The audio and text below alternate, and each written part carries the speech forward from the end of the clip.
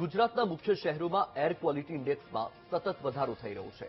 અનેક શહેરોમાં 200ની ઉપર પહોંચતા ચિંતાની સ્થિતિ સર્જાઈ છે। રાજ્યમાં વધતા વાયુ પ્રદૂષણને કારણે હવાની ગુણવત્તા ખરાબ શ્રેણીમાં પહોંચી ગઈ છે, જે શ્વાસ અને હૃદય સંબંધિત બીમારીઓ માટે જોખમકારક માનવામાં આવે છે। ખાસ કરીને અમદાવાદ, વડોદરા, સુરત અને રાજકોટ જેવા શહેરોમાં છેલ્લા કેટલાક દિવસોથી એક્યુઆઈનું લેવલ અનહેલ્ધી ઝોનમાં સતત નોંધાઈ રહ્યું છે। વાત વડોદરાની કરવામાં આવે તો વડોદરામાં હવાની ગુણવત્તા છેલ્લા એક અઠવાડિયામાં સતત ખરાબ થઈ રહી છે। શહેરમાં દરરોજ એક્યુઆઈ 170થી વધુ નોંધાઈ રહ્યો છે। 21 નવેમ્બરે એક્યુઆઈ 206 સુધી પહોંચતા નાગરિકોમાં ચિંતા વધી છે। પ્રદૂષણના વધારા વચ્ચે શ્વાસની બીમારી, એલર્જી, ખાંસી, આંખોમાં ચળભળાટ જેવા લક્ષણોમાં વધારો થઈ રહ્યો છે।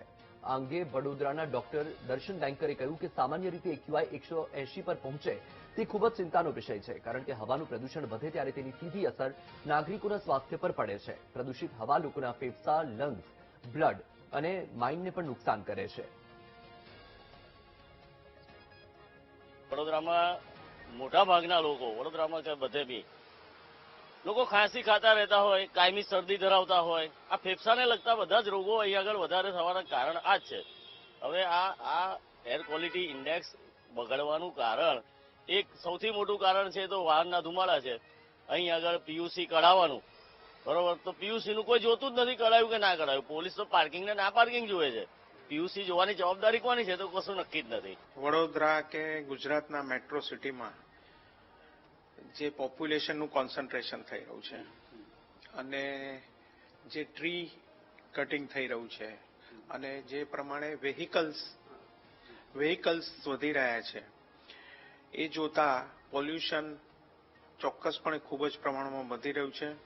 અને આપણે જે પ્રમાણે વાત કરીએ એ પ્રમાણે મોર દેન 150 ઇઝ વેરી વેરી અનહેલ્ધી અને મોર દેન 200 ઇઝ વી કોલ હેઝાર્ડસ એટલે એવી કન્ડિશનમાં તો રહેવું જ ના જોઈએ। આના લીધે જે એક્યુઆઈ જે કહીએ છીએ આપણે, હું એક્યુઆઈની વાત કરું છું, તો એક્યુઆઈ મોર દેન 200 और EQI more than 150 is very unhealthy। લગભગ એન્યુઅલ એવરેજનો ડેટા એ 80 થી 90 ની વચ્ચેનો આપણને જોવા મળ્યો છે કે એન્યુઅલ એવરેજ લગભગ 80 થી 90 રહેતું હોય છે। આ ઉપરાંત દિવાળીને એવા સમયે પણ જ્યારે આવી રીતે અમુક એક્ટિવિટી, હ્યુમન એક્ટિવિટી વધે, ફટાકડા ને એવું બધું ફોડવાનું વધતું હોય છે, એ વખતે પણ અમે મોનિટર કરતા હોઈએ છીએ અને એ પણ અમારા ધ્યાને આવું જ આવેલું છે કે લગભગ 80 થી 90 ની આસપાસ PM10ના રિઝલ્ટ ધ્યાને આવેલા છે એવરેજ।